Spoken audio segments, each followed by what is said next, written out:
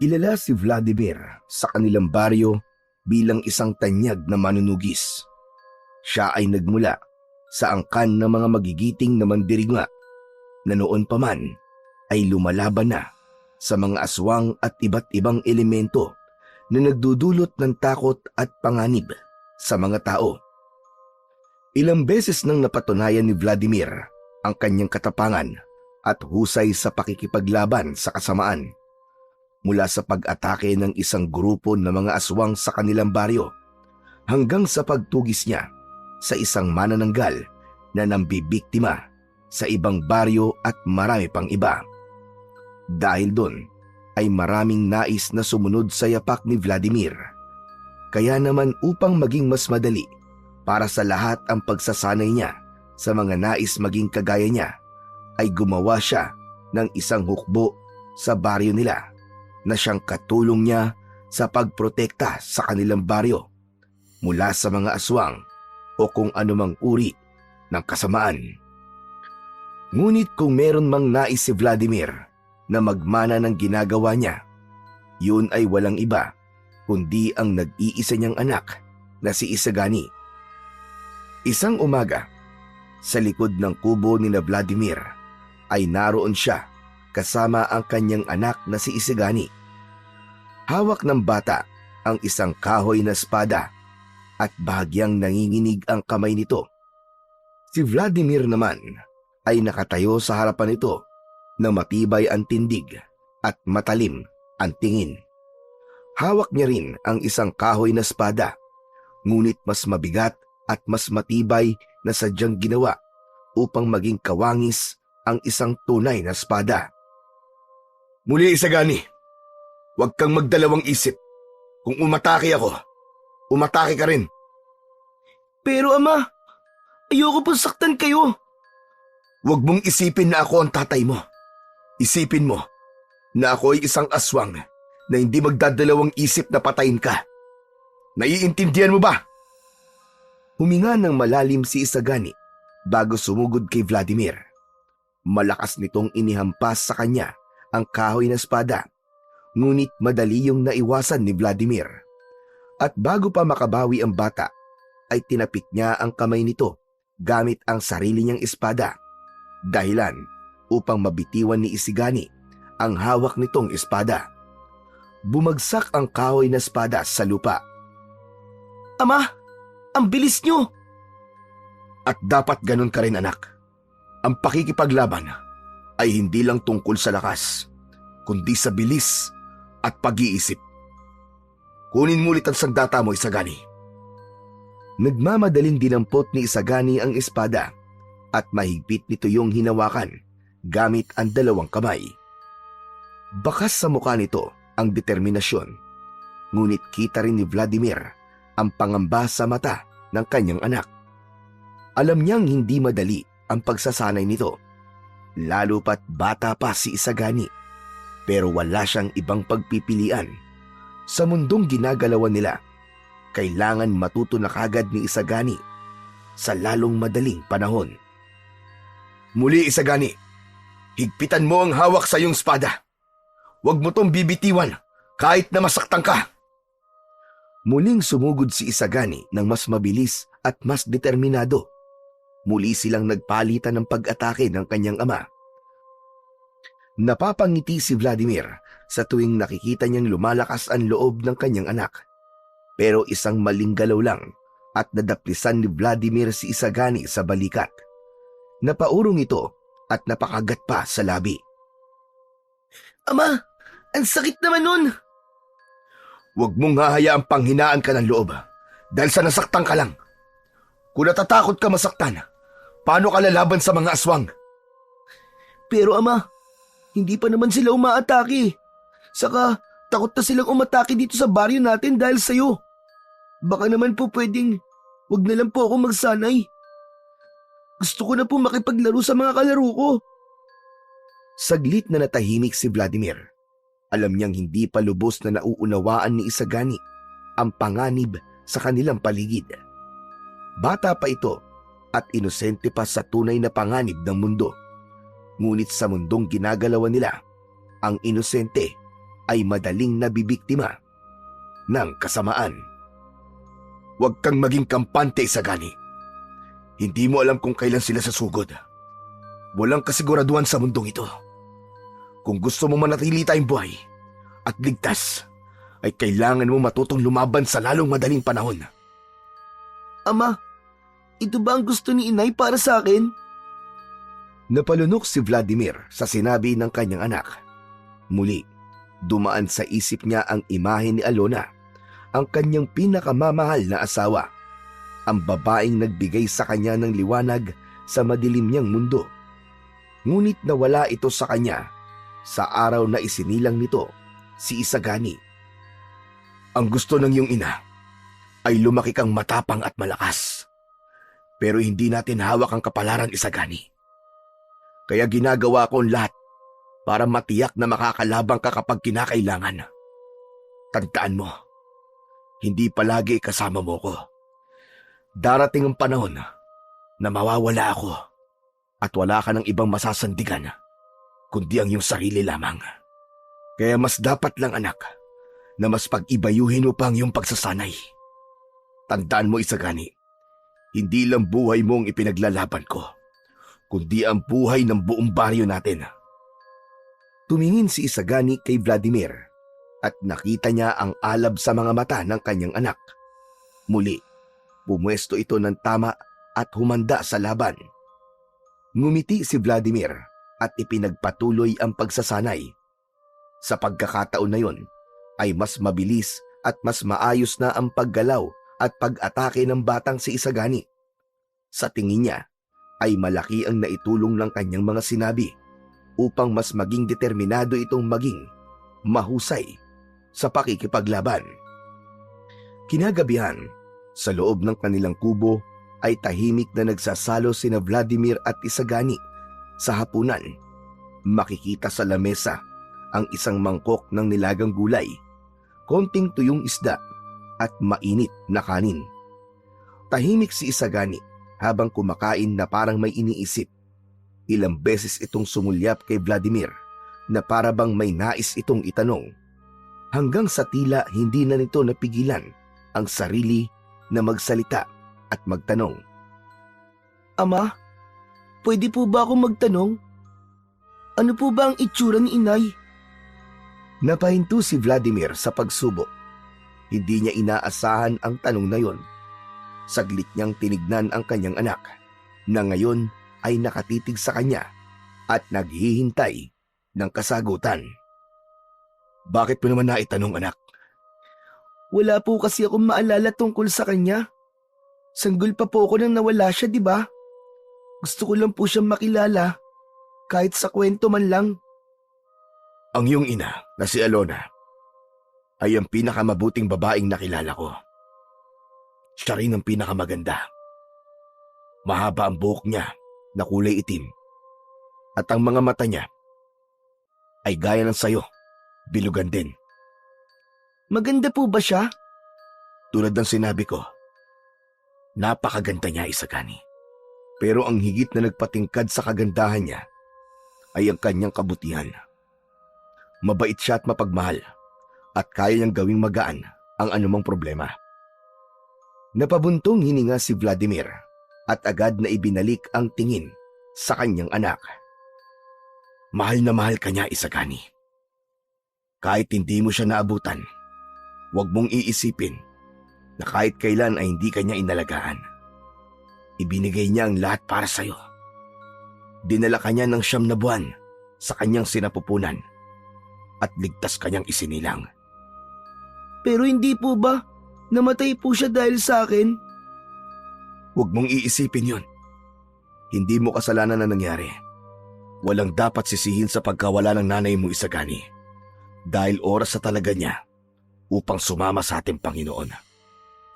Oo, masakit, pero kailangan nating tanggapin na may mga bagay at pangyayari dito sa mundo na wala tayong kontrol, gaya ng kamatayan. Saglit na namayani ang katahimikan sa pagitan nila. Naramdaman ni Vladimir ang lungkot kay Isagani. Napayuko si Vladimir nang muling bumalik sa alaala niya Ang mga gabing magkasama silang nagkwekwentuhan ni Alona sa ilalim ng liwanag ng buwan. Ang mga yakap nito at ang tinig nitong punong-puno ng pagmamahal. Isang malalim na buntong hininga ang pinakawalan ni Vladimir bago siya muling bumalik sa pagkain. Hindi na nagtanong pa muli si Isagani na naging pabor kay Vladimir dahil pakiramdam niya ay maluluwa na siya kapag nagtanong pa uli si Isagani tungkol sa kanyang namayapang asawa. Isang hapon ay may kumatok sa pinto ng bahay ni Vladimir. Pagbukas ni Vladimir ay bumungad sa kanya ang isang matandang lalaki. May suot na lumang uniforme ng barangay. Si Kapitan Nestor ng Baryo San Miguel. Halata sa mukha nito ang pagod at pag-aalala. Ayon kay Kapitan Nestor, isang aswang ang nanggugulo sa baryo ng mga ito tuwing gabi. Ilang tao na ang nawawala at ang ilan ay natatagpuan na lamang ang bangkay na wala ng lamang loob. Nagsasara na ng maaga ang mga bahay at kahit ang matatapang nilang kalalakihan ay takot na takot nang lumabas pagsapit ng dilim. Wala nang nagawa ang mga ito kundi lumapit kay Vladimir dahil siya lamang ang kilala nito na sanay sa pagtugis sa mga aswang. Hindi naman nagdalawang isip si Vladimir. Kinuha niya ang kanyang sandata, isang matalim na itak na gamit na niya noon pa sa pakikipaglaban sa mga nilalang ng dilim. Agad siyang nagtungo sa baryo kasama ang kapitan. Sa pagdating niya sa San Miguel, agad niyang inalam ang kilos ng aswang.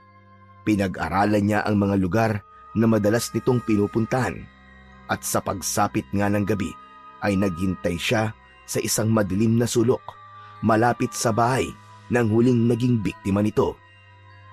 Hindi nagkamali si Vladimir. Mula sa kadiliman ay lumitaw ang isang aswang na payat, ngunit mahaba ang mga kamay.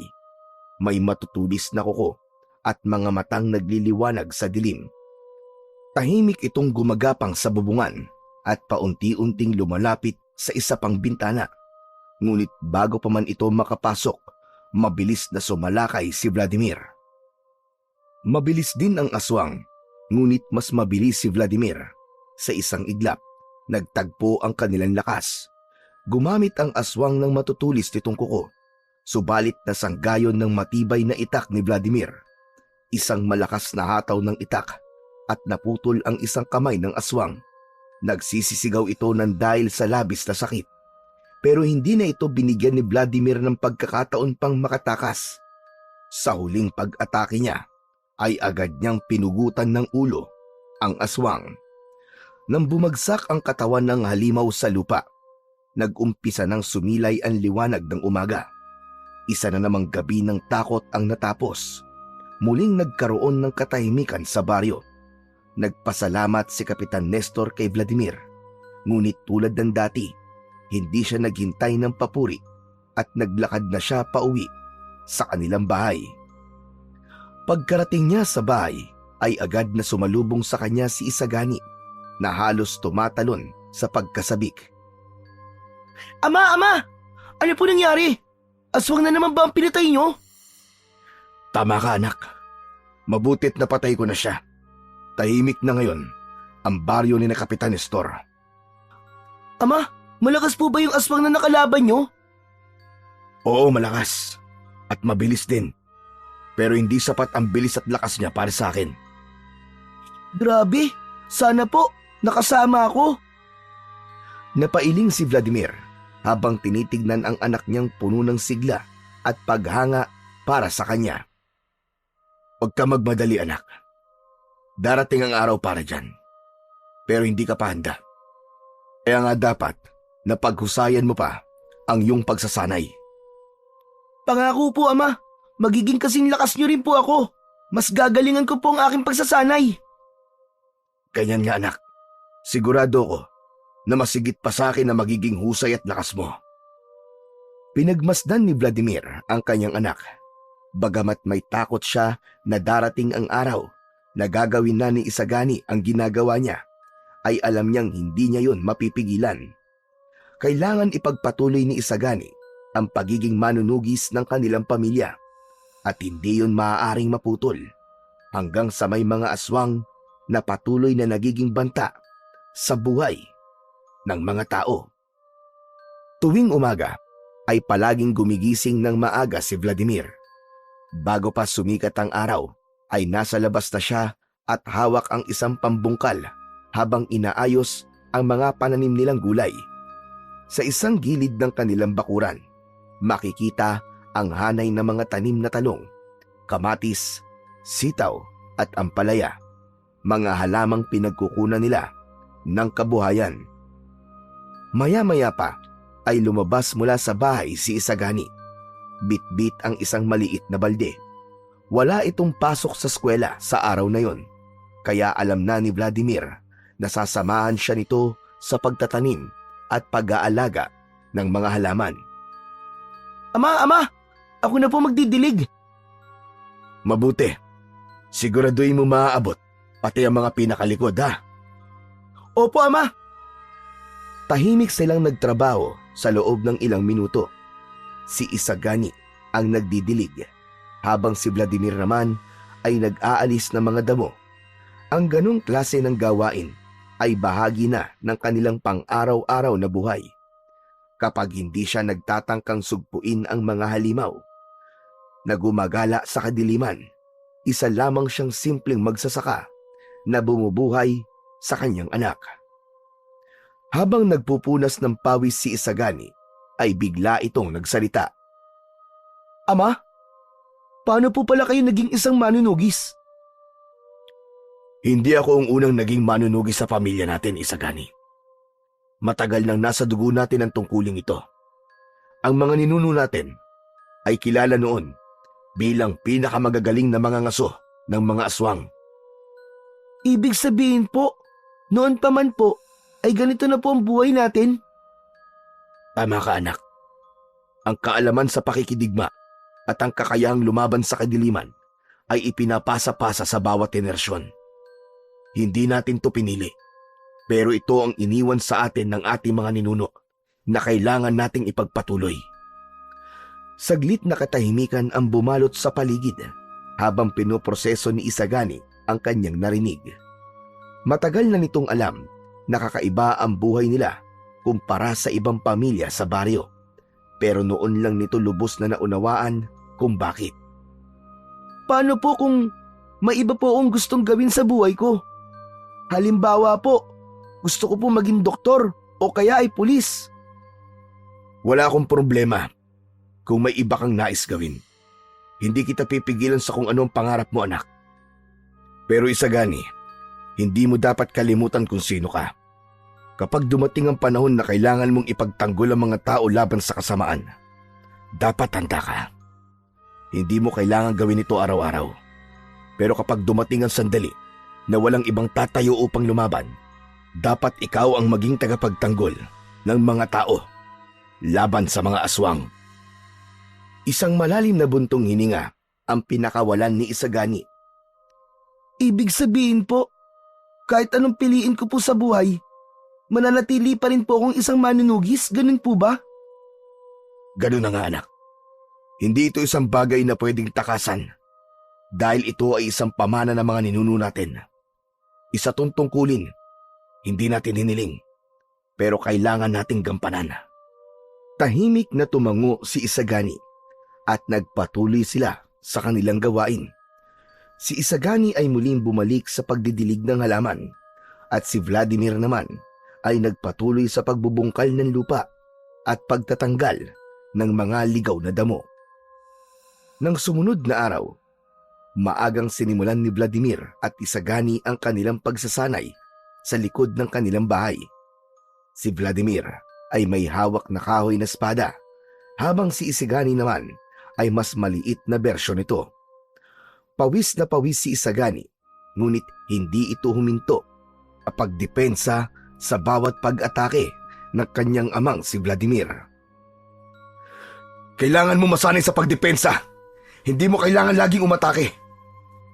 Muling sumugod si Vladimir kay Isagani, ngunit bago pa siya makalapit sa kanyang anak, ay nakarinig sila ng pagtawag sa pangalan niya.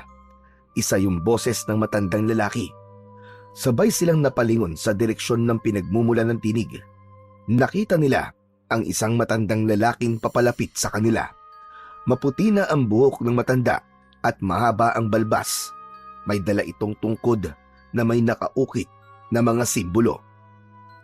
Ang matandang lalaki ay si Apo Dayaw, ang kilalang babaylan at manggagamot sa kanilang baryo. Hindi lamang ito biyasa sa panggagamot, kundi may kakayahan din itong makakita ng mga pangitain. Tumigil si Vladimir at ibinaba ang kanyang sandata. Apo Dayaw, kayo pala. Magandang umaga po. Ano po sadya niyo rito? Paumanhin sa paggambala ko sa inyong pagsasanay. Ngunit, kailangan kita makausap ng tayong dalawa lang, Vladimir. Isagani, ituloy mong yung pagsasanay. Mag-uusap lang kami ni Apo Dayaw. Opo, Ama. Tinalikuran ni Vladimir ang anak at inalalayan si Apo Dayaw papasok sa kanilang kubo. Pagdating sa loob, agad siyang kumuha ng isang maliit na palayok at ipinag-init ng salabat ang matanda. Sa loob ng ilang minuto, katahimikan lamang ang bumalot sa pagitan nila. Nang matapos ang salabat, iniabot nito ni Vladimir kay Apo Dayaw na agad namang tinanggap ng matanda at maraang yung hinigop. Maraming salamat sa iyo, Vladimir. Umupo si Vladimir sa kabilang gilid ng lamesa habang tinitignan ang matanda. Apo Dayaw, ano po ang nais niyong ipaalam sa akin? May nakita akong pangitain kagabi.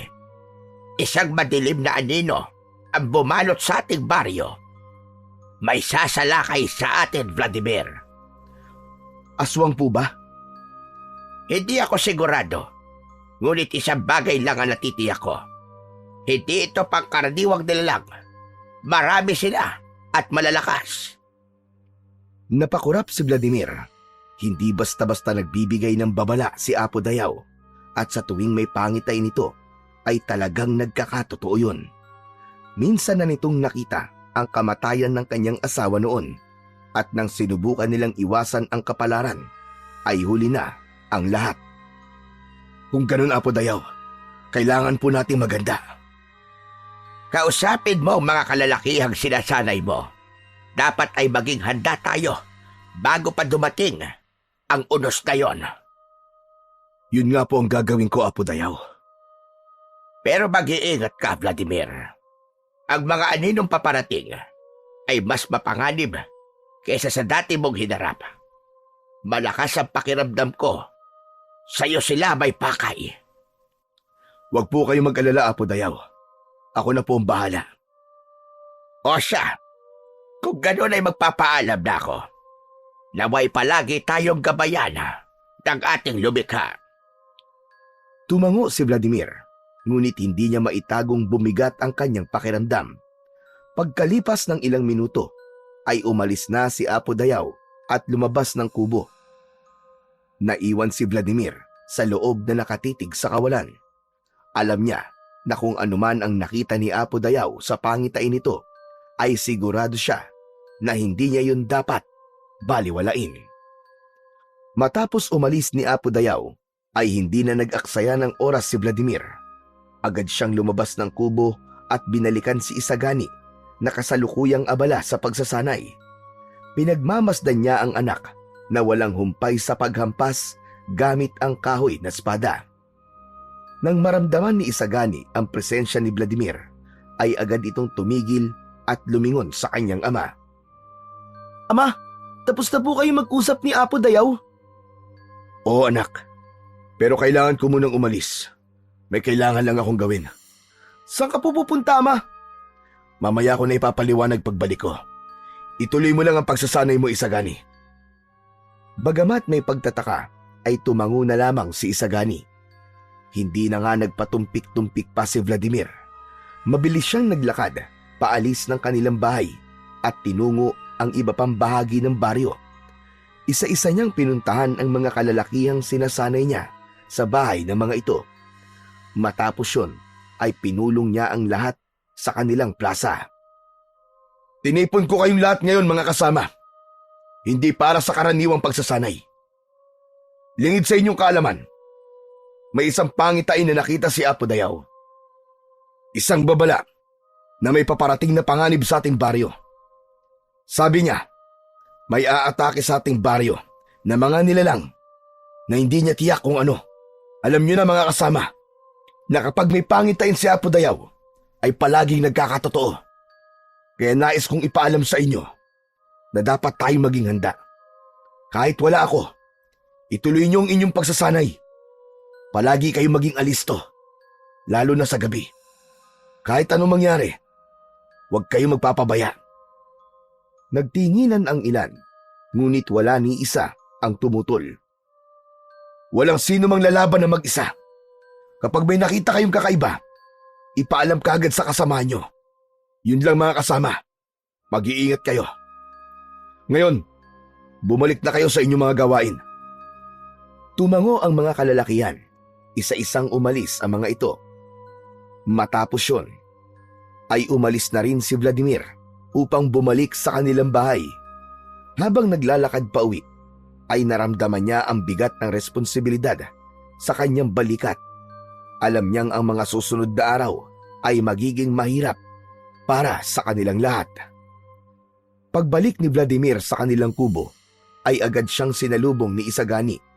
Sumabay ito sa paglalakad sa kanya hanggang sa umupo siya sa isang mahabang upuan na nasa gilid ng kubo.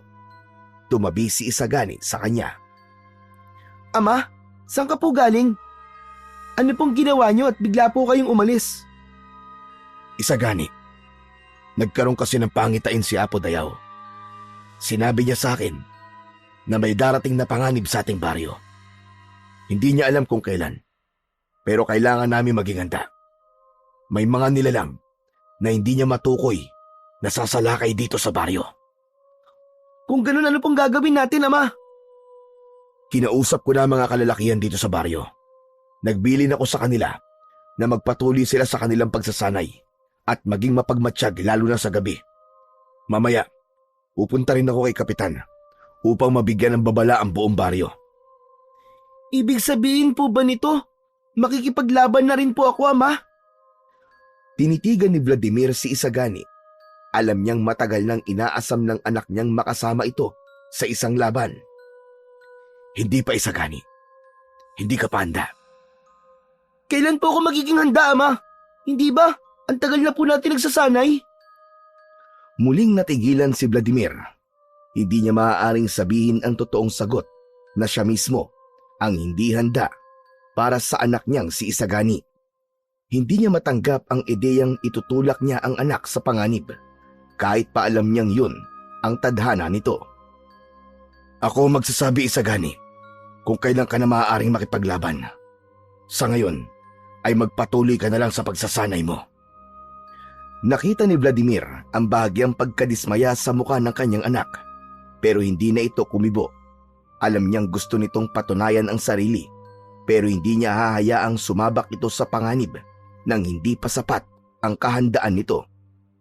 Habang tinitignan niya si Isagani, ramdam niya ang bigat ng responsibilidad bilang ama nito at bilang isang manunugis. Alam niyang darating ang araw na wala na siyang pagpipilian kundi payagan ng anak na lumaban. Ngunit hanggat kaya pa niyang ipagpaliban ang araw na yun, ay gagawin niya. Mula nang kumalat sa baryo ni Vladimir ang pangitain ni Apo Dayaw, ay agad na pinamunuan ni Vladimir ang mas matinding pagsasanay ng mga kalalakihan sa baryo.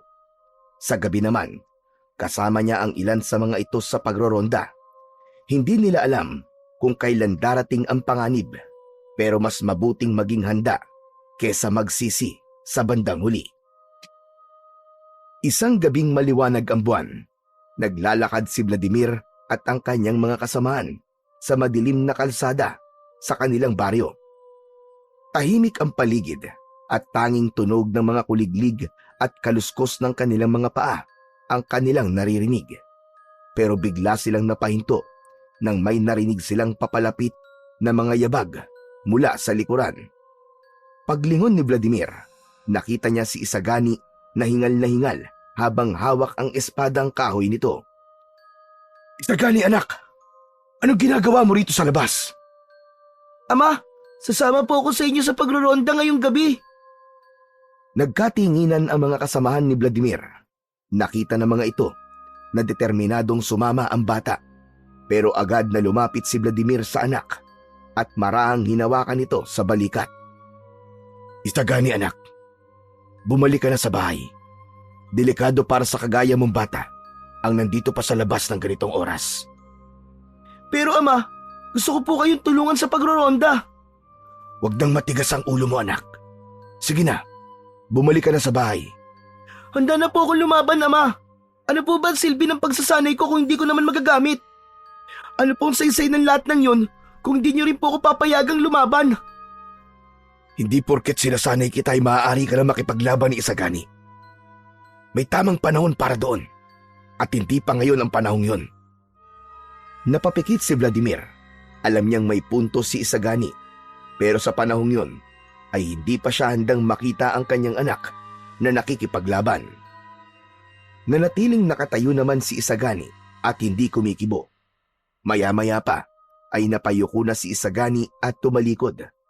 Tahimik itong naglakad pabalik sa kanilang bahay habang bagsak ang balikat. Habang pinagmamasdan ni Vladimir ang papalayong si Isagani, ay hindi niya maiwasang makaramdam ng kirot sa kanyang dibdib. Nakita niya ang labis na kagustuhan ng anak niyang makatulong, pero hindi niya kayang isugal ang buhay nito. Pagsapit ng madaling araw, ay nagdesisyon na sina Vladimir na huminto na sa pagroronda. Tahimik niyang binagtas ang daan pauwi sa kanilang bahay. May kung anong bigat sa kanyang dibdib habang iniisip ang nangyari kanina, lalo na ang pagkadismaya ni Isagani matapos niyang hindi ito payagang sumama sa kanila. Pagdating niya sa kanilang kubo, ay nakita niya si Isagani na nakaupo sa may labas. Hindi man ito sabihin, alam niyang nagtatampo ang bata. Lumapit si Vladimir kay Isagani at tumabi rito. Bakit hindi ka pa natutulog? Anong oras na, Isagani? Hindi sumagot ang kanyang anak. Nanatili lang itong nakatitig sa kawalan habang hawak ang espadang kahoy. Alam ko nagtatampo ka, Isagani. Pero sana'y naiintindihan mo kung bakit hindi pa kita pinapayagan sa gusto mong mangyari, anak. Pakiramdam ko po kasi walang saysay po ang pagsasanay ko. Ano po ba ang silbi ng lahat ng ito kung hindi niyo rin po ako papayagan makipaglaban sa tunay na kalaban? Isagani, hindi mo pa naiintindihan. Hindi ito tulad ng pagsasanay natin. Kapag nasa totoong laban ka, bawal ang time purse. Hindi ka pagbibigyan ng kalaban mo gaya ng ginagawa ko sa'yo. Isang pagkakamali lang, maaaring ikamatay mo yon. At hindi ko kayang mawala ka, anak. Pero ama, kailan niyo po ako papayagan sumama sa inyo at makipaglaban? Kailan niyo po ako ituturing na tunay na mandirigma? Kapag dumating na ang tamang panahon, anak. Kapag sigurado na akong hindi ka lang handa basta sa laban, kundi pati sa responsibilidad bilang isang manunugis. Ang pagiging isang manunugis ay hindi simpleng bagay, Isagani. Isa itong tungkulin na kailangan yakapin ng buong buo. Hindi lang dahil gusto mo, kundi dahil handa kang isakripisyo ang sarili mong buhay para sa iba. Pero paano po kung hindi ako kailanman maging handa sa paningin niyo? Paano kung hindi niyo ako kayang payagan kahit kailan? Natigilan si Vladimir. Totoo, hindi niya alam kung kailan niya matatanggap na ang kanyang anak ay magiging bahagi na ng digmaan. Napangiti si Vladimir ng bahagya at marahang ginulo ang buhok ng anak. Huwag kang mag-alala, anak. Kapag dumating na ang araw na handa ka na, ako mismo magbibigay sa iyo ng tunay na espada. Sa ngayon, ay magsanay ka na lang muna na maigi. Muling natahimik si Isagani. Ramdam pa rin ni Vladimir na hindi pa rin nawala ang tampo nito. Makalipas ang ilang sandali, tumayo si Vladimir at marahang hinaplos ang ulo ng anak. Tara na, matulog na tayo, anak, at may mahaba pa tayong pagsasanay bukas. Hindi sumagot si Isagani, pero nang tumayo ito at pumasok sa kanilang kubo, ay alam ni Vladimir na kahit papano ay naunawaan siya ng kanyang anak. Tahimik naman ang baryo ng gabing yon habang nagroronda sina Vladimir at ang ilang kalalakihan. Ngunit sa kalagitnaan ng pagroronda nila ay isang malakas na sigaw ang pumunit sa katahimikan. Isang sigaw ng babae na nasundan ng sigaw ng iba pa. Naging magkakasabay na ang mga pagsigaw na para bang binalot ng impyerno ang buong baryo. Agad na sinundan ni Vladimir ang sigawan. Walang pag-aalinlangan na tumakbo si Vladimir kasama ang kanyang mga kasamahan. Nang marating nila ang pinagmumulan ng ingay, bumungad sa kanila ang isang nakapangingilabot na tanawin. Mga bahay na nakabukas ang pinto, mga dugo sa lupa at mga walang buhay na katawan na nakahandusay. At doon nila nakita ang mga salarin, ang mga tamawo. Maputi ang mga balat ng mga tamawo na tila hindi nasisikatan ng araw kailanman. Mahahaba at mapuputi rin ang buhok ng mga yon, ngunit ang mas nakakatakot ay ang matutulis na kuko at ang mga ngipin ng mga yon. Mabilis gumalaw ang mga tamawo na akala mo ay mga pesteng naglipa na. Mga tamawo mga yan! Lumaban tayo! Huwag niyong hahayaang ubusin nila mga tao sa baryo natin! Sabay-sabay nilang itinaas ang kanilang mga armas. Ang ilan ay may sibat at ang iba naman ay gulok. Si Vladimir naman ay may hawak na itak na minana pa niya sa kanyang ama. Nang sumugod sila, doon nila napagtanto ang tunay na bangis ng mga tamawo. Napakabilis ng mga ito. Ang isang kasamahan ni Vladimir ay hindi pa man nakakaatake ay agad nang nahablot ng isang tamawo. Tinusok ng matutulis nitong kuko ang lalamunan ng kawawang lalaki bago tinapon ang katawan na parang basahan. May isa na nagawang tagain ang tamawo sa likod, ngunit parang wala lang yun dito. Maraan na lumingon ang tamawo sa umatake rito at sa isang iglap ay nilapa nito ang leeg ng kawawang lalaki. Huwag kayong magpapatalo mga kasama! Gamitin niyo ang mga tinuro ko sa inyo! Narinig ni Vladimir ang mga hiyawan ng kanyang mga kasama habang isa-isang bumabagsak ang mga ito.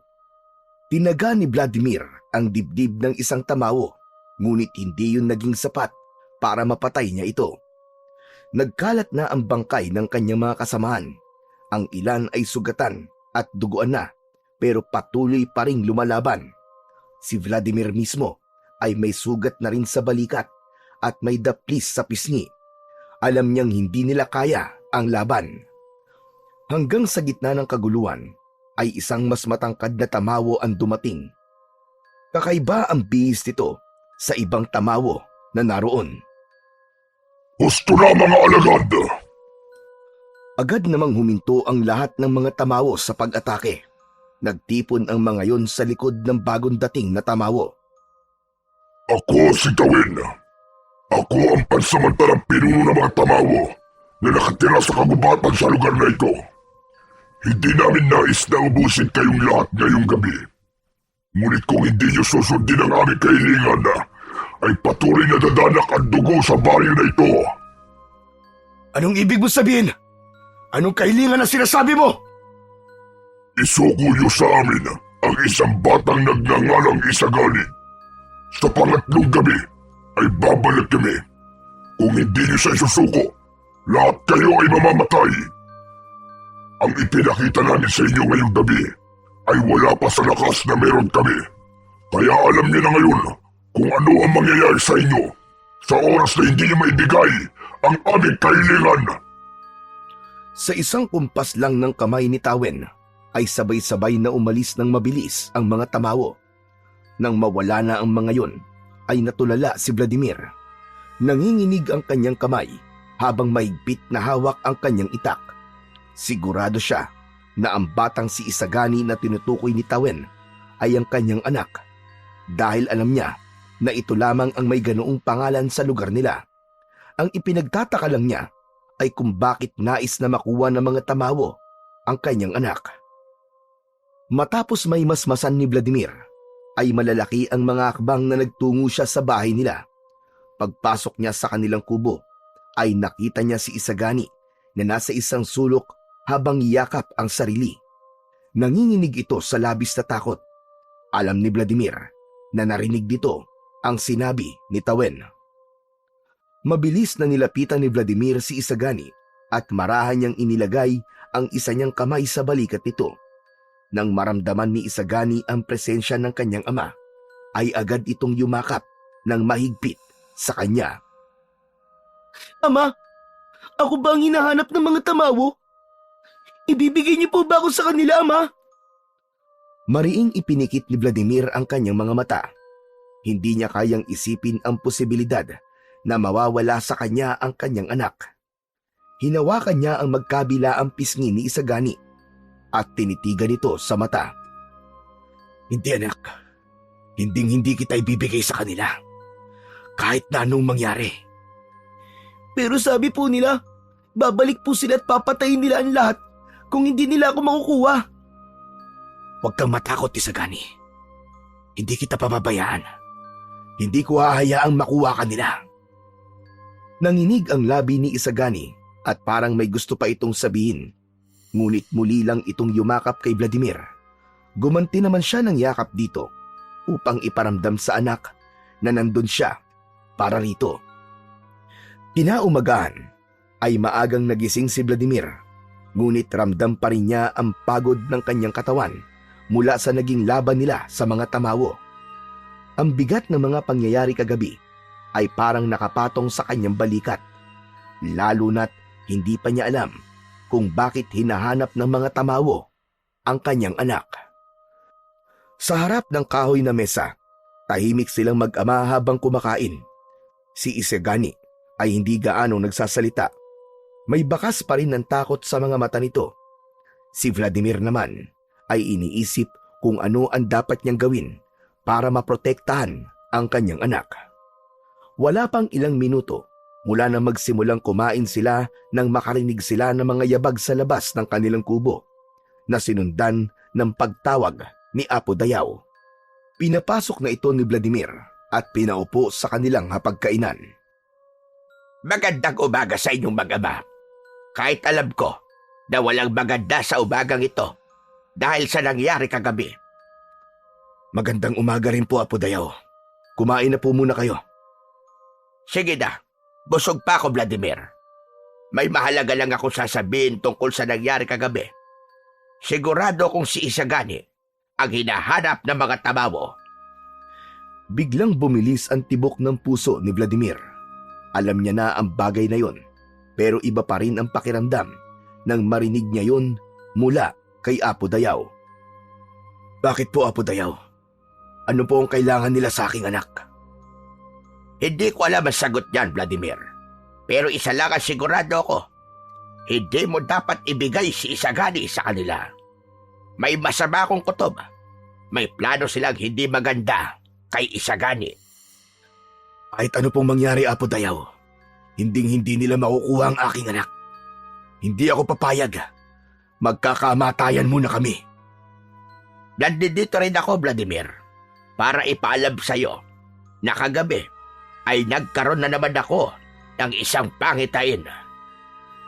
Naramdaman ni Vladimir ang paggapang ng kilabot sa buo niyang katawan. Apo Dayaw, ano pong nakita niyo? Mas maraming dugo ang dadanak sa baryo natin. Mas maraming buhay ang kukunin ng mga tamawo. At sa dulo ng pangitain ko, nakita kong tinatangay nila si Isagani. Hindi ko po hahayaan na mangyari yan, Apo Dayaw.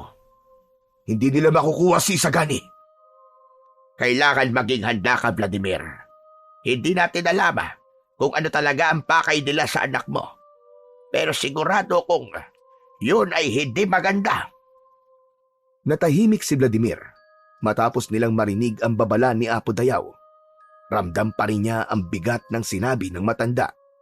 Alam niyang hindi niya maaaring baliwalain ito, lalo na't lahat ng pangitain nito ay nagkakatotoo. Wala tayong laban sa mga tamawo, Vladimir. Hindi dahil marami sila, kundi dahil Kakaiba ang taglay nilang lakas. Tama po kayo, Apo Dayaw. Naramdaman ko rin po yung kagabi. Nakalaban na ako ng maraming tamaw noon. Pero hindi pa po ako nakakatagpo na kasing lakas at bilis nila. Parang hindi po sila pangkaraniwang tamawo. Kahit ikaw, Vladimir, ay walang laban sa kanila. Kahit pa ikaw ang pinakamalakas na manunugis na nakilala ko. Natahimik muli si Vladimir. Alam niyang may katotohanan ang sinabi ng matanda. Hindi niya rin matanggihan ang katotohanan sa unang pagkakataon ay nakaramdam siya ng panghihina sa isang laban. Pero may alam akong paraan upang matalo mo sila. Napataas ang kilay ni Vladimir. Bagamat sanay siyang lumaban gamit ang kanyang sariling lakas at kakayahan, hindi niya itatakwil ang anumang paraan upang maprotektahan ang kanyang anak na si Isagani. Anong paraan po ang tinutukoy niyo, Apo Dayaw? Sabihin niyo sa akin. Nais kong tayong dalawa lamang ang magkausap tungkol sa bagay na to. Agad namang nakuha ni Vladimir ang nais iparating ni Apo Dayaw. Tumango siya at lumingon kay Isagani. Sagani, lumabas ka muna, anak. May pag-uusapan lang kami ni Apo Dayaw. Bagamat nag-aalangan, ay tumango si Isagani at agad na tumayo. Bago lumabas ng kubo, sandali itong tumingin kay Vladimir na waring nagtatanong ito kung ayos lang siya. Ngumiti si Vladimir upang iparamdam dito na wala itong dapat na ipag-alala. Nang tuluyang makalabas si Isagani, ay sakalang nagsalita muli si Apo Dayaw. Ang sasabihin ko sa iyo ngayon, Vladimir, ay isang lihim na matagal ko nang itinatago at hindi ko alam kung handa kang tanggapin ito. Kung yan lang po ang tanging paraan para maprotektahan ko si Isagani, kahit na ano pa po yan, Apo Dayaw, ay gagawin ko. Nagtagal ng ilang sandali ang katahimikan sa loob ng kubo. Tila tinatansya ni Apo Dayaw kung dapat na ba niyang sabihin ang nalalaman niya. Ngunit sa huli, malalim siyang bumuntong hininga at tumingin kay Vladimir. Ano pong paraan ang sinasabi niyo, Apo Dayaw? Mataman siyang tinapunan ng tingin ng matanda bago ito tumango. Sa pusod ng kagubatan dito sa ating baryo ay may isang yungib. Walang karaniwang nilalang ang nangangahas na pumunta roon dahil ang nagbabantay sa loob nun ay hindi basta-bastang espiritu. Isa itong itim na espiritu. Isang demonyo. No? Isang demonyo, Apo Dayaw? Tama ka. Ang demonyong yon ay may hawak na isang mutya ng kadiliman. Kung makukuha mo yon, Vladimir, magbibigay ito sa iyo ng kakaibang lakas. Lakas na kahit ang pinakamalakas na aswang ay katatakutan ka. At ano naman po ang kapalit na kailangan kong ibigay para makuha ang mutyang yun? Walang nakaalam, Isagani. Maging ang lolo ko na minsang nagsabi sa akin ito ay hindi rin alam kung ano ang kapalit. Hindi niya sinubukan sapagkat hindi siya sigurado kung kakayanin niyang kontrolin ang mutya na galing sa isang demonyo. Saglit na katahimikan ang bumalot sa pagitan nila. Naisip ni Vladimir ang panganib na maaaring idulot ng itim na kapangyarihan. Sanay siyang lumaban gamit ang sarili niyang lakas at ang mga kasanayang natutunan niya bilang isang manunugis. Ngunit ang bagay na yon ay ibang usapan na. Hindi maaari, Apo Dayaw. Parang hindi ko kayang gumamit ng itim na kapangyarihan.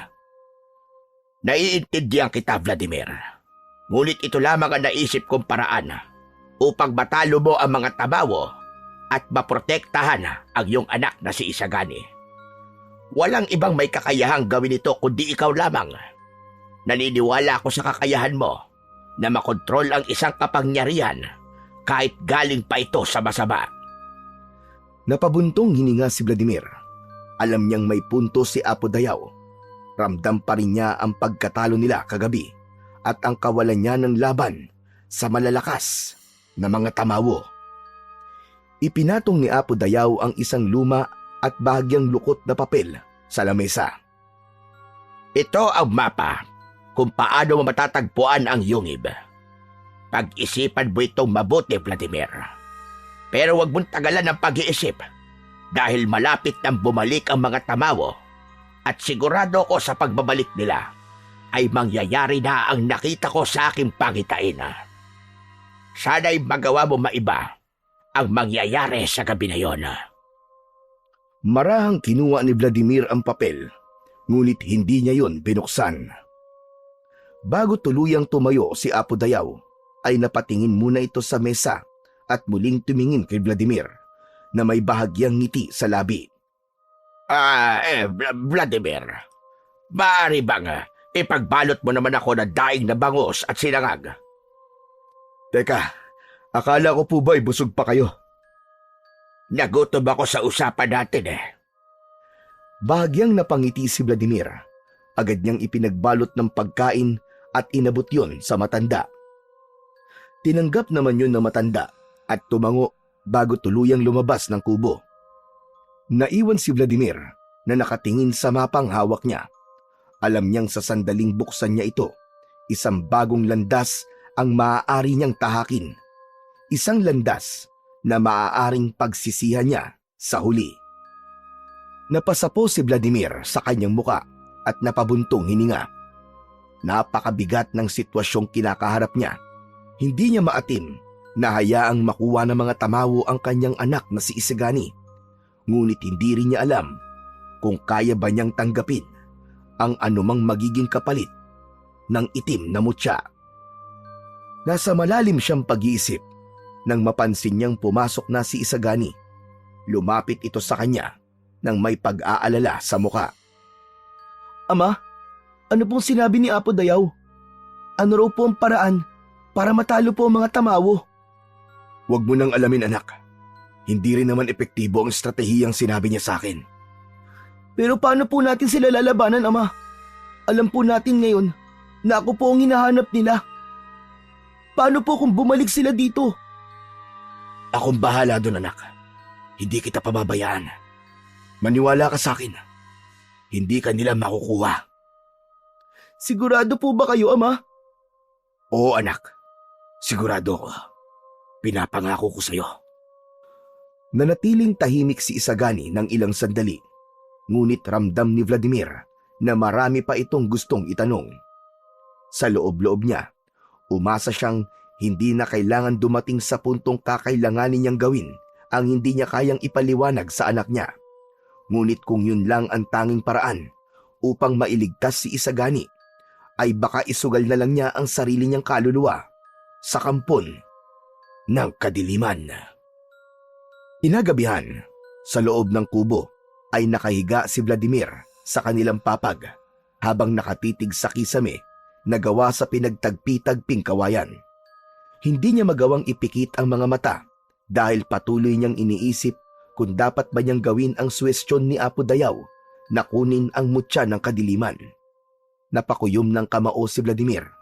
Hindi niya kailanman naisip na darating siya sa puntong mapipilitan siyang isaalang-alang ang paggamit ng kapangyarihang hindi niya nauunawaan at nanggaling pa sa kadiliman.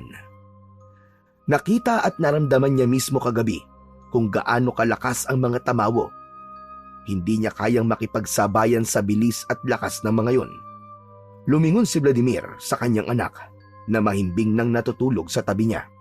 Payapa ang mukha ni Isagani na parang walang kamalay-malay sa panganib na nag-aabang sa kanila. Pumikit si Vladimir. Mabigat ang paghinga niya. Alam niyang mali ang gagawin niya. Alam niyang maaaring ikapahamak niya ang desisyong yun. Pero nang sandaling yun, ay mas matimbang sa kanya ang kaligtasan ng mas nakararami. Lalo na ni Isagani. Makalipas ang ilang sandali, ay marahang bumangon si Vladimir mula sa papag. Kinuha niya sa ilalim ng banig ang mapa na iniwan ni Apo Dayaw. Binuksan niya yun at pinag-aralan saglit. Tumayo siya at kinuha ang kanyang itak na nasa kaluban at isinakbit niya yon sa kanyang bewang. Sinindihan niya ang lampara at pansamantala yung ipinatong sa mesa. Humakbang siya papalapit kay Isagani at saglit na pinagmasdan ang mukha nito. Puno ng pangamba ang kanyang dibdib. Hindi niya alam kung babalik siyang kapareho pa rin ng Vladimir na kilala ng kanyang anak. Inilapit niya ang labi sa noo ni Isagani at bahagyang hinaplos ang buhok nito. Tawarin mo ko, anak. Pero kailangan ko tong gawin para sa'yo. Pagkatapos nun ay tumalikod na si Vladimir at tahimik niyang binuksan ng pinto ng kubo at lumabas sa madilim na gabi.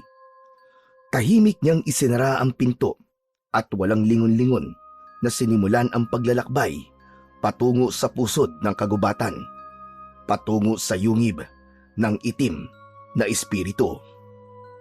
Makalipas ang ilang minuto, ay narating ni Vladimir ang loob ng kagubatan at ang tanging nagbibigay liwanag sa kanyang daraanan ay ang lamparang hawak niya sa kaliwang kamay.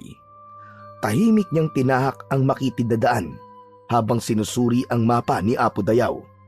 Alam niya ang kagubatan sa palibot ng baryo. Dahil noon ay madalas siyang mangaso, ngunit ang landas na tinuturo ng mapa ay hindi niya kailanman nadaanan noon pa man. Habang palalim siya ng palalim sa gubat, unti-unting nagbago ang paligid. Ang mga puno ay naging mas matataas at ang mga sanga at dahon ay humaharang na sa liwanag ng buwan. Ang mga dahon sa ilalim ng kanyang mga paa ay hindi lamang basta tuyo. Parang may kakaibang lagkit na tila sumisipsip ng init ng kanyang katawan. Nang makarating si Vladimir sa isang mabatong burol, ay nakita niya ang isang siwang sa pagitan ng malalaking bato na napagtanto niya na yun na ang kuweba o yungib na tinutukoy sa mapa. Tumigil siya sa harapan ng madilim na lagusan at tinitigan yun ng mabuti. May kakaiba siyang nararamdaman. Parang may malamig na hangin na nagmumula sa loob na tila gumagapang sa kanyang laman at sumisiksik sa kanyang mga buto. Pakiramdam ni Vladimir ay may isang bagay na nakatingin sa kanya mula sa loob ng kuweba. Hindi niya ito nakikita, pero ramdam niya ang presensya nito. Mabigat, nakakapasong malamig, at puno ng negatibong enerhiya. Humigpit ang hawak niya sa itak at isang malalim na buntong hininga ang kanyang pinakawalan. Itinaas niya ang gasera upang maliwanagan ang madilim na lagusan. Alam ni Vladimir na isang bagay na lang ang kailangan niyang gawin at yun ay ang pumasok sa loob ng kuweba. Walang pagdadalawang isip na pumasok na nga si Vladimir sa kuweba at agad niyang naramdaman ang bigat sa kanyang dibdib. Maging ang hangin ay mabigat na nagpapabagal sa bawat takbang niya. Tumambad sa kanya ang makikitid at matatarik na batuhan. Maingat siyang naglakad at siniguro niyang hindi siya madudulas sa basang mga bato. Maya-maya pa, narinig niya ang banayad na lagaslas ng tubig. Saglit na napahinto si Vladimir. Sa harapan niya ay isang bahagi ng kuweba na may palubog na daanan na puno ng tubig. Hindi niya alam kung gaano yun kalalim, pero wala siyang ibang magagawa kundi lumusong. Dahan-dahan siyang lumusong sa tubig at agad na gumapang sa buong katawan niya ang lamig. Nang umabot na ang tubig sa bewang niya, ay napakapit siya ng maigpit sa kanyang gasera at itak. Patuloy siyang naglakad patungo sa kabilang bahagi. Nang marating niya ang kabilang dulo, ay agad siyang umahon sa tubig. Habang naglalakad si Vladimir, ay napansin niyang mas lalo pang lumalamig ang paligid. Ang amoy ng kuweba ay nagbago. Hindi na amoy lupa o tubig, kundi amoy ng nabubulok na karne at sinunog na kahoy. At sa dulo ng kuweba ay may isang nilalang ang nakatayo. Nakatakip ito ng isang itim na telang bumabalot sa buong katawan nito. Nakatalikod ang nilalang kay Vladimir. Ikaw ba ang itim na spirito sa kuwebang ito? Matagal na kitang hinihintay, Vladimir. Alam kong darating ka ngayong gabi. Nais ko munang magpakilala sa'yo. Tawagin mo na lang ako sa pangalan na Baal. Sa paglingon ni Baal, hindi isang tao ang nakita ni Vladimir, kundi isang makapal na usok na hugis tao. Meron itong mapupulang matang kumikislap sa dilim na parang 2 bolang apoy. Napalunok si Vladimir. Sa kabila naman ng kilabot na nararamdaman niya, ay hindi siya umatras. Nais kong kunin ang mutya ng kadiliman. Sigurado ka ba sa iyong nais? Marami nang nagtangkang mapasakamay ang mutya ng kadiliman. Ngunit lahat sila ay nabigo. Lahat sila ay namatay. Bakit hindi mo muna subukan? Subukan mo ako, Baal. Malakas na tumawa si Baal, isang halakhak na tila nagmumula sa iba't ibang direksyon ng kuweba. Umaalingaw-ngaw yun na nanunuot sa magkabilaang tenga ni Vladimir. Kung gayon, bibigyan kita ng pagkakataon. Patunayan mo kaya mong dalhin ang kapangyarihan ng mutya ng kadiliman. Mula sa isang itim na usok, unti-unting lumitaw sa harapan ni Baal ang isang bungo ng tao. Sa loob nun ay may likidong kulay pula na malapot. Sa unang tingin ay alam na kagad ni Vladimir na yun ay dugo. Iniabot ni Baal ang bungo kay Vladimir. Inumin mo ito. Ano ito? Ito ang aking dugo. Kung nais mo talaga ang mutya ng kadiliman, kailangan mong sundin ang lahat ng ipag-uutos ko. Tinignan ni Vladimir ang bungo. Umaalingasaw ang malansang amoy ng dugo. Napalunok muna siya bago niya kinuha ang bungo mula kay Baal. Nang idikit niya ito sa kanyang labi, ay naramdaman niya ang init ng likido. Napagtanto niya na ang dugong yun ay sariwa pa. Alam ni Vladimir na wala siyang pagpipilian, kaya't pumikit siya at ininom ang dugo na nakalagay sa bungo. Malapot yun. Malansa na may kasamang pait ang lasa. Gumapang ang dugo sa lalamunan niya. Pakiramdam niya ay may buhay yung gumagapang sa loob ng kanyang katawan. Nang maubos ni Vladimir ang dugo, ay bigla siyang napaluhod. Sumakit ang kanyang sikmura na para bang may nagbabagang apoy na naglalagablab sa loob ng kanyang tiyan. Nanginig ang kanyang buong katawan. Sumisikip ang kanyang dibdib at dumilim ang kanyang paningin. Sa huling sandali, bago siya mawalan ng malay, ay narinig niya ang malakas na halakhak ni Baal. Makalipas ang ilang sandali, ay muling nagkamalay si Vladimir. Napasinghap siya at agad niyang naramdaman ang bigat ng kanyang katawan. Pakiramdam niya ay para siyang kinain at muling isinuka ng kadiliman. Dahan-dahan niyang iminulat ang kanyang mga mata. Naroon pa rin siya sa loob ng kuweba at sa harapan niya ay nakatayo pa rin si Baal. Ngumisi si Baal, isa yung nakakatindig balahibong anyo ng kasiyahan. Binabati kita, Vladimir. Nalagpasan mo ang unang pagsubok. Napahawak si Vladimir sa kanyang dibdib. Pakiramdam niya ay may mainit na enerhiya na patuloy na dumadaloy sa kanyang ugat. Tumayo siya at tinignan si Baal. Ano nangyari? Ano nangyari sa akin? Iilan lamang ang muling nagigising matapos inumin ang dugo ng pagkilala. Marami ang hindi nagising. Ang ilan ay natuyo na lamang. Ang iba naman ay tuluyang nilamon ng kadiliman. Ngunit ikaw ang bukod tanging nagtagumpay. Ano nang susunod kong gagawin, Baal? Sabihin mo na para matapos na ito. Vladimir, bago ko ipagkaloob sa iyo ang mutya ng kadiliman, nais kong itanong sa iyo Bukal ba sa puso mo ang pagtanggap nito? Oo, bukal sa puso ko ang pagtanggap sa mutya ng kadiliman. Matapos niya yun sabihin, ay biglang umihip ang malamig na hangin sa loob ng kuweba. Napangiti si Baal. Kung gayon, sa oras na pumasok sa katawan mo ang mutya ng kadiliman, kailangan mong tumakbo palabas na kuweba. Bakit, Baal? Sabihin mo sa akin. Dahil ang kuwebang ito ay guguho. Kung hindi ka makakalabas, ibig sabihin ay hindi ka tinanggap ng mutya at dito ka na mamamatay. Napalingon si Vladimir sa likuran niya at nanlaki ang kanyang mga mata nang makita niyang wala na ang daan na dinaanan niya papasok sa kuweba na yun. Isang solidong pader ng bato ang nakaharang sa kanyang likuran. Wala ka nang babalikan, Vladimir.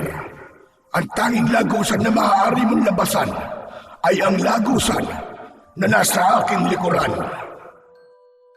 Muling lumingon si Vladimir kay Baal at sa likod nito ay unti-unting lumitaw ang isang makipot na butas sa dingding ng kuweba. Huminga ng malalim si Vladimir. Alam niyang wala na siyang ibang pagpipilian kundi ang sumunod sa mga sasabihin at kagustuhan ni Baal.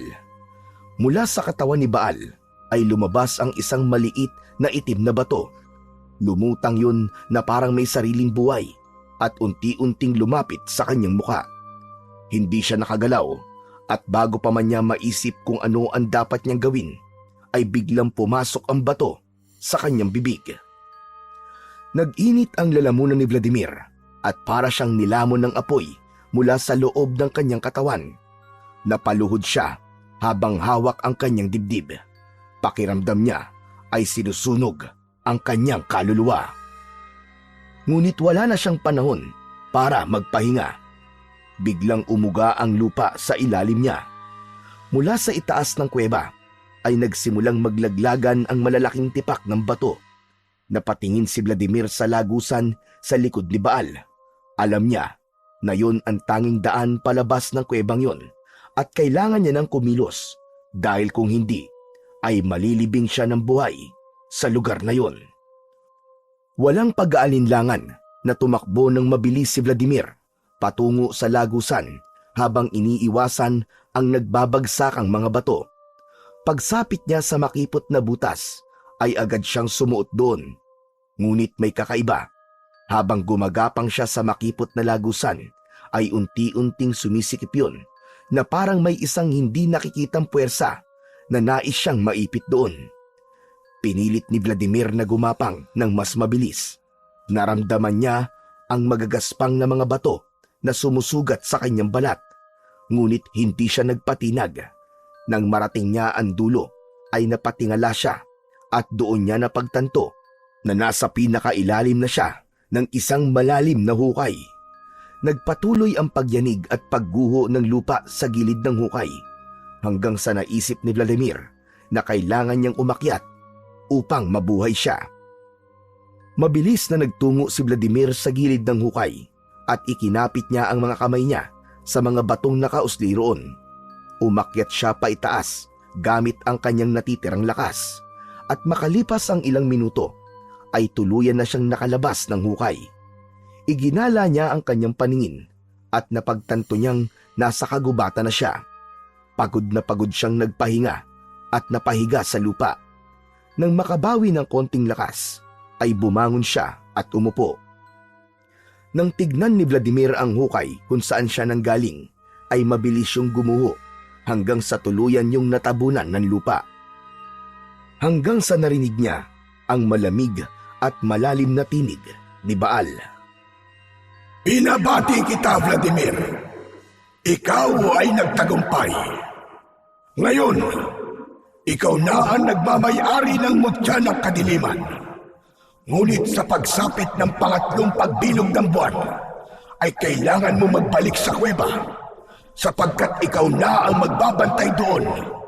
Bilang kapalit ko, ikaw na ang maghihintay ng susunod na magtatangkang kunin ang mutya ng kadiliman. Ano? Anong ibig mong sabihin? Bakit hindi mo sinabi sa akin kanina yan? Sa oras na hindi ka bumalik dito sa ikatlong pagbilog ng buwan, lalamunin ng mutya ng kadiliman ng iyong kaluluwa at ikaw ay mamamatay. Hindi. Hindi maaari, ayoko. Ibabalik ko na ang mutya. Ibinabalik ko na sa iyo ang mutya. Kung ako sa iyo, Vladimir, ay babalik na ako sa inyong bahay bago pa sumikat ang araw. Hindi mo na naisin ang mangyayari sa iyo kapag ikaw ay nasikatan ng araw. Ayoko na. Ayoko na, Baal. Kunin mo na ang mutya sa akin. Alisin mo na to. Alisin mo na to sa katawan ko. Ngunit hindi na sumagot si Baal. Paulit-ulit itong tinawag ni Vladimir. Ngunit ang tanging sumasagot sa kanya ay ang katahimikan ng kagubatan. Makalipas ang ilang sandali, ay nagdesisyon na si Vladimir na umalis ng gubat. Nang magsimula siyang maglakad, ay napansin niyang unti-unti nang sumisikat ang araw sa silangan. Sa unang pagtama ng sinag ng araw sa kanyang balat, ay isang matinding hapdi ang naramdaman niya na parang sinusunog ang kanyang balat. Napasinghap siya sa sakit at agad niyang iniiwas ang sarili sa direksyon ng liwanag. Hindi na hinintay ni Vladimir na tuluyang lumiwanag ang paligid at mas lalo niyang binilisan ang kanyang paglalakad. Nagtago siya sa lilim ng mga puno at pilit na iniwasan ang liwanag na nagmumula sa araw. Hanggang sa hindi na niya kinaya at mabilis siyang tumakbo. Hindi na inalintana ni Vladimir ang mga sanga at bato na humihiwa sa kanyang balat. Mas mabuti pang masugatan siya kesa matamaan ng araw. Nang marating ni Vladimir ang kanilang bahay, ay agad niyang binuksan ang pinto at pumasok. Mabilis niyang isinaraan lahat ng bintana upang walang liwanag na makapasok. Marahan siyang umupo at pilit na pinapakalma ang sarili. Nang makita niyang tulog pa rin si Isagani, ay nakahinga siya ng maluwag dahil hindi siya nito nahuli sa kanyang paglabas. Kung nagising ito, siguradong uulanin siya nito ng napakaraming tanong. Ngunit kahit ligtas siya mula sa mga tanong ni Isagani, hindi niya maitatanggi ang isang mas malaking katotohanan, at yun ay hindi na siya maaaring lumabas kapag umaga o habang meron pang araw. Ramdam na ramdam ni Vladimir ang malaking pagbabago sa kanyang katawan. Pakiramdam niya ay hindi na siya isang tao. Sa maghapon na lumipas ay walang ginawa si Vladimir kundi ang pakiramdaman ang kanyang katawan. Hindi siya mapakali dahil ramdam niya ang kakaibang lakas na walang tigil na dumadaloy sa kanyang buong katawan. Sinubukan niyang lumabas ng kubo, ngunit tuwing nasisikatan siya ng araw ay parang nasusunog ang kanyang balat. Napapaatras siya, napasandal sa dingding ng kanilang bahay habang mariing nakapikit. Ngunit bukod doon ay wala nang hindi magandang nararamdaman si Vladimir. Pakiramdam niya ay parang kaya niyang tumakbo ng malayo nang hindi napapagod. Ang kanyang pandinig ay naging mas malakas din at kahit ang maliliit na tunog sa labas ng kubo ay naririnig niya. Pagsapit ng gabi, dumating si Apo Dayaw sa kubo ni Vladimir. Matapos ang maikling pagbati, sinenyasan ni Vladimir si Isagani na lumabas muna. Kahit nagtaka ang bata, ay sumunod naman ito. Nang makalabas na si Isagani, ay agad na kinausap ni Vladimir si Apo Dayaw. Nakuha ko na po mutya ng kadiliman, Apo Dayaw. Hindi ako nagkamali na sabihin sa iyo tungkol sa mutyak yon, Vladimir. Alam ko kasi na makukuha mo yon. Ano ang pinagdaanan mo para makuha mo yon? Nakilala ko na po ang sinasabi niyong bantay sa kuweba na si Baal. Pinainom niya po ako ng dugo. Nawalan po ako ng malay matapos kong inumin yun. Pero nang magising po ako, sinabi niyang nalagpasan ko ng pagsubok. Marami raw po ang hindi nagising at namatay matapos inumin ng dugo na yun. Pagkatapos po nun, ay ibinigay po sa akin ni Baal ang mutya ng kadiliman. Saglit na katahimikan ang namayani sa pagitan nila. Hindi ipinakita ni Apo Dayaw kung ano ang iniisip nito, pero alam niyang may pangamba rin ang matanda. Vladimir, ano ang nararamdaman mo ngayon? Lumakas po ko. Hindi na rin po ako nakakaramdam ng pagod. Mas naging matalas din po ang aking pandinig at pandama. Pero hindi na po ako maaaring masikatan ng araw. Nasusunog po ang balat ko kapag natatamaan po ako ng sikat ng araw, Apo Dayaw. Pakiramdam ko ay isa na akong nilalang ng kadiliman. Malakas ang pakiramdam ko na hindi lamang yan ang mga pagbabagong mangyayari sa iyo. Kaya maging handa ka sana. Ngunit magagamit mo ang mutya ng kadiliman para ipagtanggol ang mga tao dito sa baryo at protektahan ang iyong anak, Vladimir. Naway hindi ka magpalamon sa itim na kapangyarihan ng mutya at manaig pa rin sa iyong puso ang likas mong kabutihan. Hindi sumagot si Vladimir. Alam niyang tama ang matanda. Tinanggap niya ang mutya at bahagi na yon ng kanyang pagkatao. Isang bagay na wala na siyang magagawa kundi tanggapin at yakapin. Kinagabihan, mahimbing na natutulog si Vladimir sa tabi ni Isagani nang bigla siyang naalimpungatan. May kakaibang init na bumalot sa buo niyang katawan. Hindi yun isang pangkaraniwang init, kundi parang apoy na gumagapang sa ilalim ng kanyang balat. Bumalikwas si Vladimir at umupo siya sa gilid ng papag.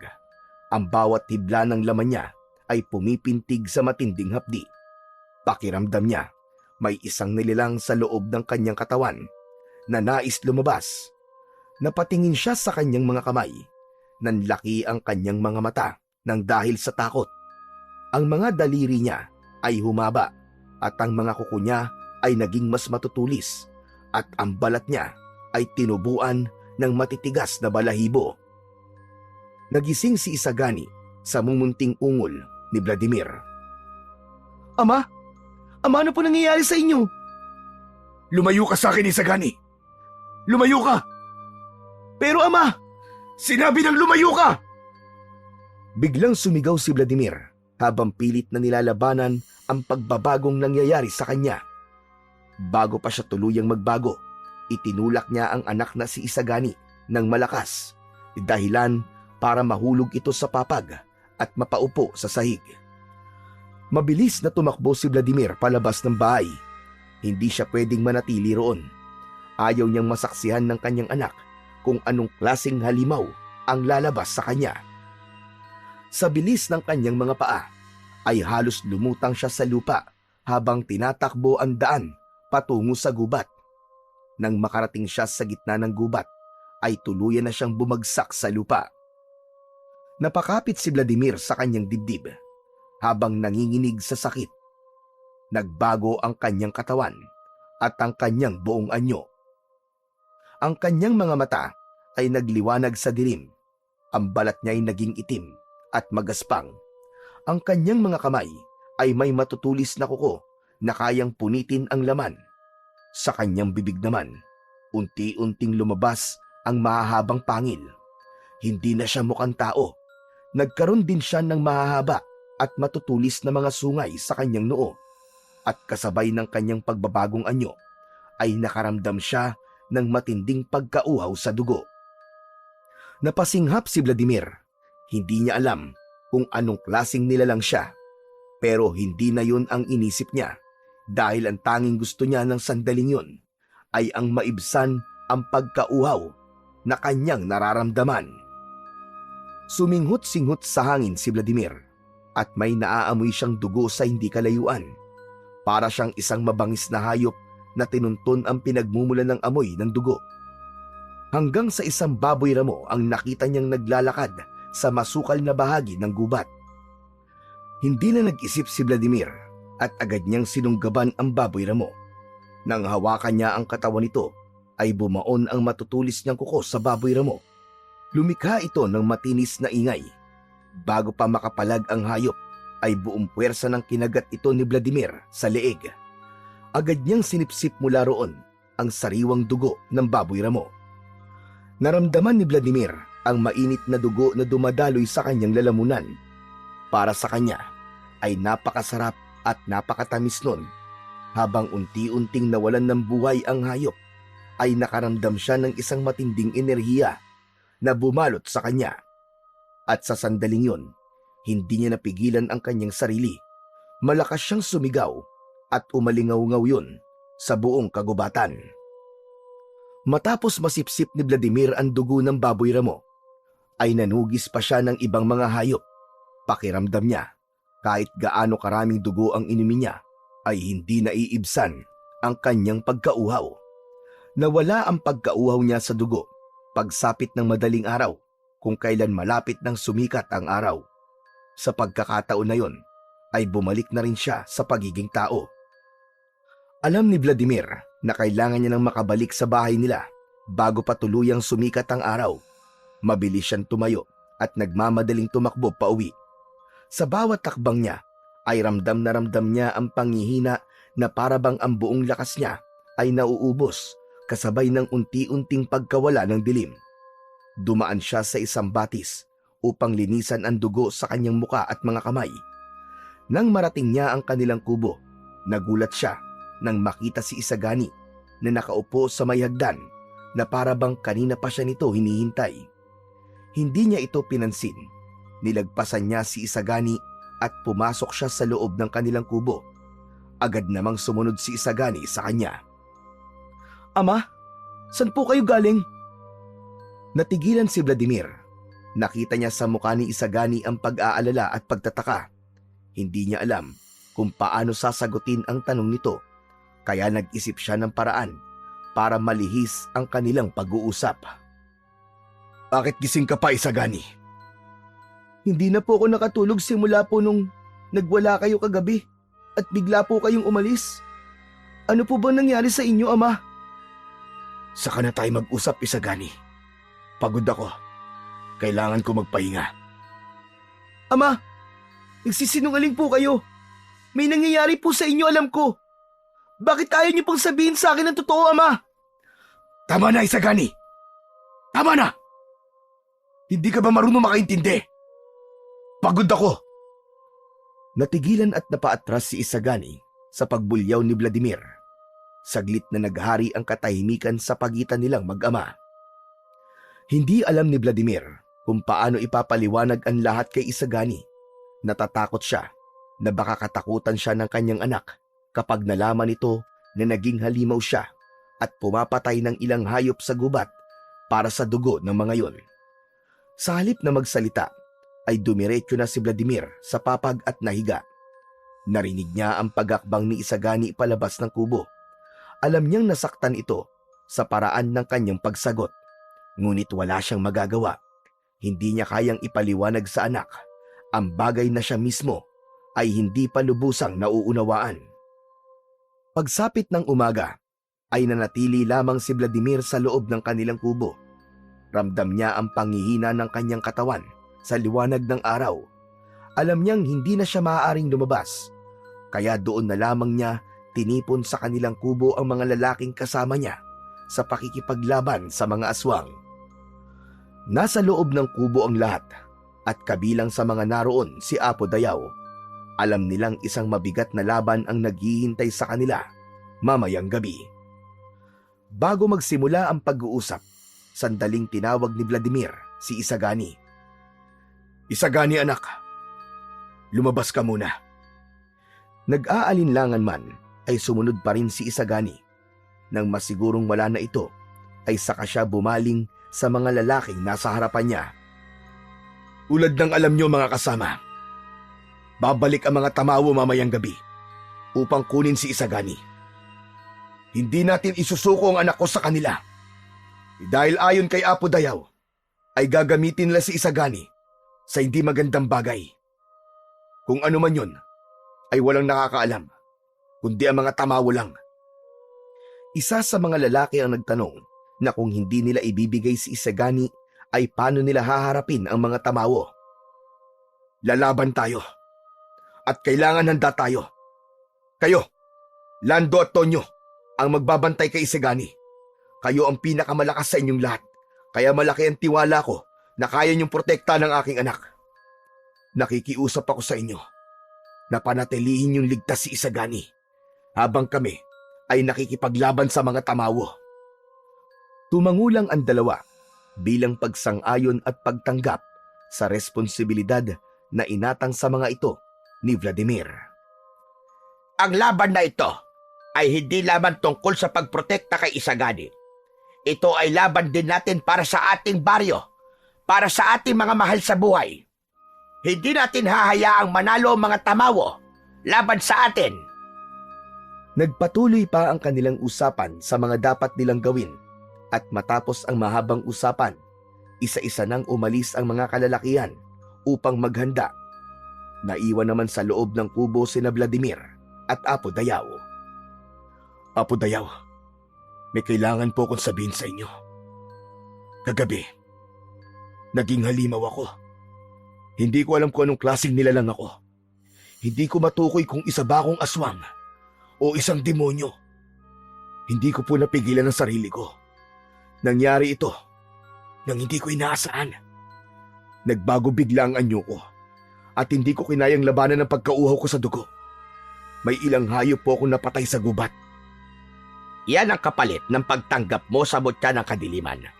Hindi mo maaaring kunin ang kapangyarihan nito nang hindi binabayaran ang halagang kaakibat nito. Pero bakit hindi mo ipinaalam sa mga kasamahan mo sa pakikipaglaban ng bagay na yan? Makikita ka nila sa anyong halimaw mamayang gabi. Baka isipin nila ay isa kang kalaban. Natatakot po ko, Apo Dayaw. Baka hindi nila maintindihan ang paggamit ko ng itim na kapangyarihan.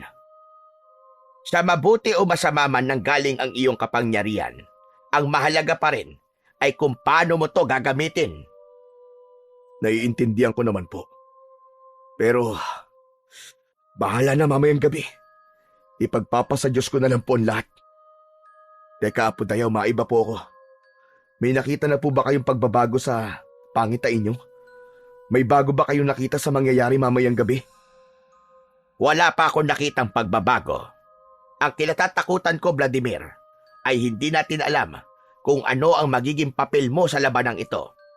Hindi natin alam kung kakampi ka pa rin sa atin o magiging isa ka na rin sa mga dapat nating labanan. Natahimik si Vladimir. Alam niyang may katotohanan ang sinabi ni Apo Dayaw. Wala tayong magagawa ngayon, kundi ang magdasal at manalig sa Panginoong Diyos. Magdasal tayo magtatagumpay tayo sa laban sa mga tabawo. At magdasal din tayo na hindi ka tuluyang lalamunin ng kadiliman na nasa loob ng iyong katawan. Hindi na nagsalita si Vladimir, ngunit sa kanyang puso, alam niyang hindi niya hahayaang matalo siya ng mutya. Hindi niya hahayaan na lukubin siya ng kadiliman. Hindi niya hahayaang maging isa siyang halimaw at maging dahilan ng kamatayan ng mga tao sa baryo nila.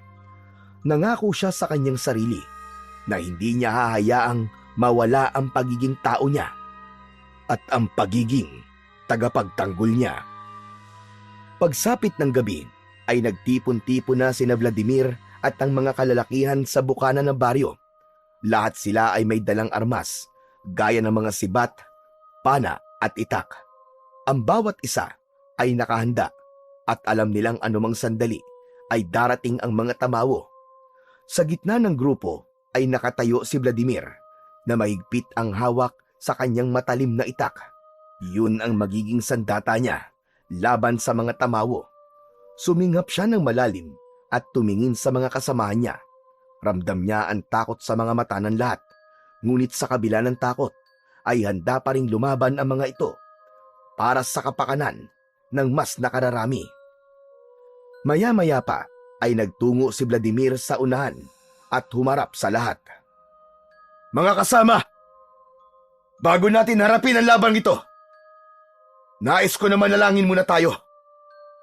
Isa-isa nilang inilapag ang kanilang mga armas sa lupa at yumuko.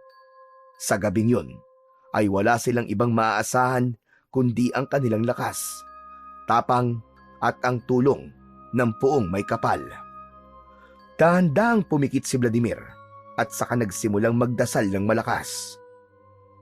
Panginoon naming makapangyarihan sa lahat, inilalapit po namin sa inyo ang aming mga sarili. Kami po ay humaharap sa isang laban na maaaring ikapahamak naming lahat. Ngunit wala kaming ibang nais, kundi protektahan ang aming pamilya at ang aming baryo. Bigyan niyo po kami ng lakas, ng tapang, at ng liwanag upang hindi kami matinag ng takot. Huwag niyo po kaming pabayaan. Sa inyo po namin inaalay ang laban na ito at magtagumpay po sana ang kabutihan laban sa kampon ng kadiliman. Nang muling dumilat si Vladimir, ay nakita niyang mas matibay ang loob ng kanyang mga kasamahan. Ngunit sa loob ni Vladimir ay meron siyang sariling dasal na hindi niya isinasatinig. Sinabi niya sa Diyos na alam niyang may kadiliman na nasa loob niya at sana sa kabila nun ay manatili pa rin ang liwanag ng Diyos sa kanya. Hiniling niya na kung darating ang oras na makita ng mga kasamahan niya ang pagiging halimaw niya, ay sana matanggap pa rin siya ng mga ito. Matapos yun, ay kinuha na niya ang kanyang itak at tumayo ng matuwid. Alam niyang anumang sandali, darating na ang mga tamawo. Makalipas ang ilang sandali, lumitaw na nga mula sa kadiliman ang mga tamawo. Ang mga mata ng mga yon ay kumikislap. Pinapangunahan ni Tawen ang mga yon. Huminto ang mga tamawo, ilang metro ang layo mula sa grupo ni Vladimir. Nasaan ang batang si Isagani? Ibigay niyo siya sa amin at payapa kaming lilisanin ang baryong ito. Hindi ko ibibigay ang aking anak sa inyo! Bahagyang lumitaw ang mapanuksong ngiti sa labi ni Tawen. Kung ganun, ikaw pala ang ama ng batang yun. Kung ayaw niyong ibigay sa amin si Isagani, ay sisiguraduhin kung dadalak ang dugo sa baryong ito at marami ang mamamatay. Kung may dadanak man dugo ngayong gabi, ay dugo niyo yun at hindi sa amin! Isang malalim na katahimikan ang bumalot sa buong paligid at sa isang iglap, sumugod ang mga tamawo. Napasigaw ang ilan sa mga kalalakihan at agad na itinaas ng mga ito ang kanilang mga sandata. Ngunit bago pa man makalapit ang mga tamawo, ay isang nakapangingilabot na sigaw ang pumuno sa paligid. At ang sigaw na yon ay nagmula kay Vladimir. Sa isang iglap ay nagbago ang anyo ni Vladimir at nag-anyong halimaw na siya. Napaatras ang ilang kalalakihan kahit ang mga tamawo ay saglit na natigilan sa kahindik-hindik na itsura ni Vladimir. Nakita ni Vladimir ang gulat at takot sa mga muka ng kanyang mga kasama. Yung matakot mga kasama, ako pa rin ito. Hindi ko kayo sasaktan. Kakampi niyo pa rin ako. Upang patunayan ni Vladimir sa mga kasamahan niya, nakakampi pa rin siya ng mga ito, ay mabilis niyang sinunggaban ng isang tamawo na pasugod sa kanila. Bumaon ang matutulis ng kuko sa dibdib nito. Binunot niya ang puso ng tamawo at dinurog yun sa kanyang palad. Isa pang tamawo ang nagtangkang umatake kay Vladimir, ngunit sa bilis ng galaw niya ay hindi ito umubra sa kanya. Hindi na nakapalag ang tamawo nang sakmalin niya ito sa leeg. Matapos yun ay malakas niya itong binalibag sa lupa at hinayaan niya yung maubusan ng dugo. Isa-isa niyang pinatay ang mga tamawo sa isang hindi makataong bilis at lakas. Lahat ng tamawo na sinusubukan siyang atakihin ay matagumpay niyang napapaslang. Nakita yon ng kanyang mga kasama, hanggang sa ang takot ng mga yon ay unti-unting napalitan ng pagtitiwala kay Vladimir. May isang sumigaw na kailangan nila ang tulong ni Vladimir bilang isang halimaw, at doon na nagsimulang tanggapin ng mga tao ang nakakatakot na anyo ni Vladimir. Malakas na sumigaw ang mga kalalakihan at buong tapang na lumaban ang lahat sa mga tamawo. Naramdaman ni Vladimir ang labis na kagustuhan ng lahat na manalo sa laban sa mga tamawo. Naging malikot ang kanyang mga mata at hinanap niya ang bawat kasamahan niya na nangangailangan ng tulong. Nakita niya ang isang lalaking may hawak na sibat ang umaatras habang inaatake ng dalawang tamawo. Mabilis na sumugod si Vladimir at hinablot ang isang tamawo at hinati ito sa dalawa gamit ang matatalas niyang kuko. Itinarak naman niya ang kanyang matutulis na kuko sa tiyan ng pangalawang tamawo. Isa pa sa mga kasamahan ni Vladimir ang nakita niyang nasugatan dahil sa isang tamawo. Agad niyang tinapik ang likod ng tamawo at walang awa niyang nilapa ang leeg nito habang sa tuluyan itong malagutan ng hininga. Sa gitna ng pakikipaglaban ay biglang kinabahan si Vladimir. Nang igala niya ang kanyang mata ay napansin niyang wala na roon si Tawen.